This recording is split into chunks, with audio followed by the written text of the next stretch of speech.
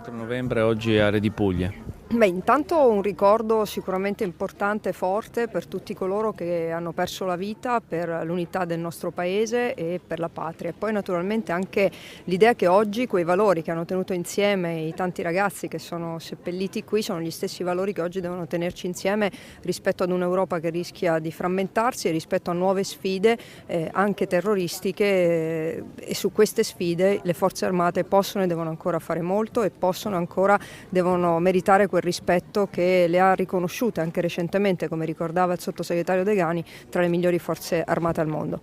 Presidente, una partecipazione popolare anche più importante rispetto agli altri anni e la gente quindi sente questo 4 novembre. Lo sente forse ancora di più in questi anni in cui ricordiamo anche i 100 anni della Prima Guerra Mondiale, però credo che sia anche la voglia di ritrovarsi, di ritrovare il senso di comunità e di ritrovare questi valori, anche perché è proprio grazie a questi valori che siamo il Paese e che siamo una nazione.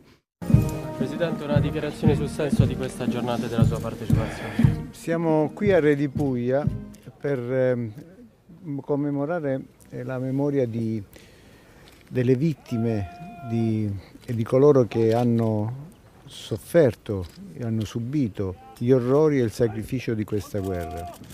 Ognuno di noi, sia tante famiglie italiane, hanno tra di loro dei parenti i cui nomi sono iscritti qui, in questo sacrario.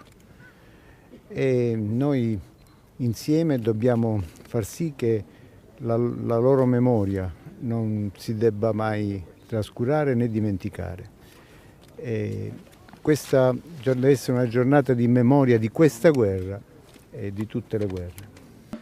Sottosegretario Degani, oggi a Re di Puglia è una giornata ricca di simbologie. Lei ha parlato del sacrario, un luogo dove lo Stato ricorda e deve avere memoria.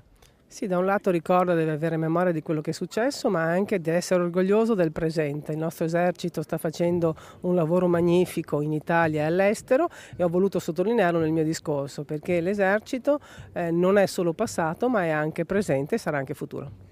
E su questi gradoni i nomi di tanti ragazzi provenienti soprattutto dal sud e dal centro Italia, quindi un simbolo anche dell'unità nazionale. Sicuramente un simbolo dell'unità nazionale, l'ho voluto sottolineare nel mio discorso, ragazzi provenienti da tutti gli angoli del nostro paese e come ha detto lei nella domanda, anche dal sud.